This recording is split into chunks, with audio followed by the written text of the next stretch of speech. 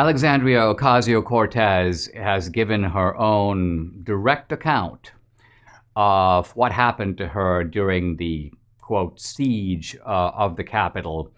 And it turns out it's all about her. It's all about her. And you kind of have to listen to this as she tells it in her own voice. These yells of these men, or just a man, just one man, going, "Where is she? Where is she?" I start to look through the door hinge to see if I can see anything. And there's like a door here and there's like another door here. So I'm like trying to look through two door hinges. And so I look through this door hinge and I see this white man in a black beanie just like open the door of my personal office and come inside the personal office and yell again, "Where is she?" And I have never been quieter in my entire life. I was just, I don't even know if I held my breath, but I was just, here behind there, and I just start sliding down. And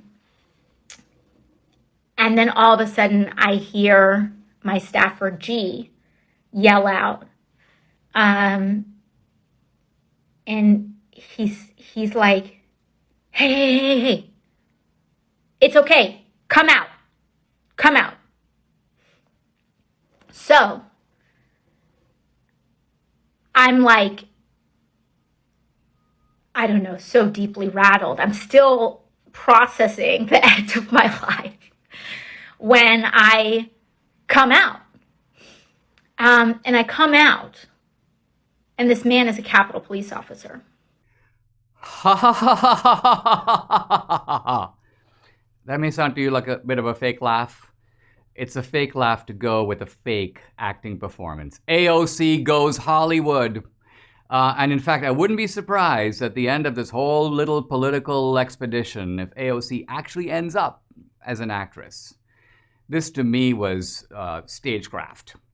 AOC sets it up beautifully. It's high drama. The terrorists are in the building. I'm having a near-death experience. They're out to get me. I spotted them through the little opening in the door. I had to hide. I had to be quieter than a mouse.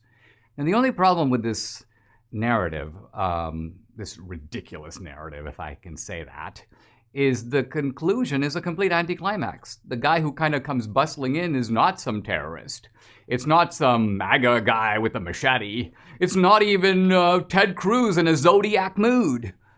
No one's out to get AOC. It's a Capitol Police officer who's there to protect her. She's fine. This was all kind of needless excitement on her part.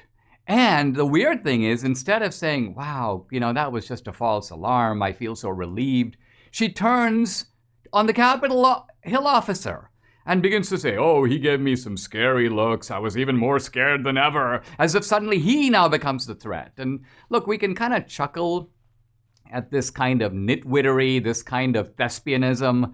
But the real sadness is, try to imagine putting yourself in the place of this police officer. Here's a guy who's putting his safety on the line, who's trying to protect people. And here is AOC making a soap opera out of it, in which he, the police officer, becomes the villain. The bottom line is that AOC is, at the end of the day, an unscrupulous narcissist.